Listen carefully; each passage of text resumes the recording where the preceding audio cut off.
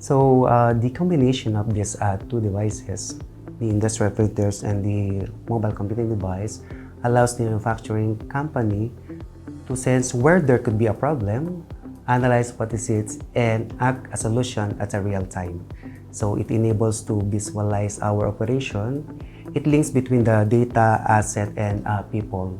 So it also improves our data accuracy, our efficiency, and as well as it reduces our costs.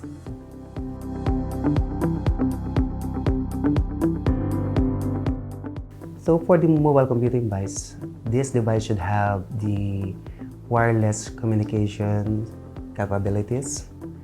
There should be the ruggedness and durability, processor speed, and as well as we have to consider ergonomics.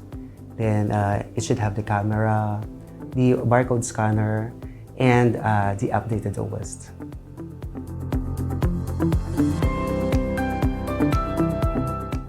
So Zebra Industrial Printers, we always recommend to our customers.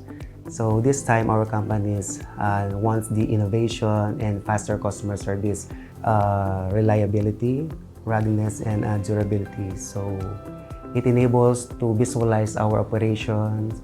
It links the data, asset, and people, then as well as improve our operational cost. And we have also gained the support from our Zebra partners whenever we have the inquiry about the product.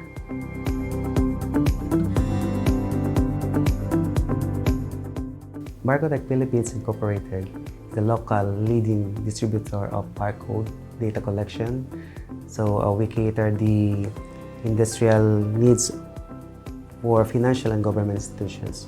We also cater the warehouse and logistics. And at this time, we sell the industrial printers as well as the mobility device that's required by most of the company.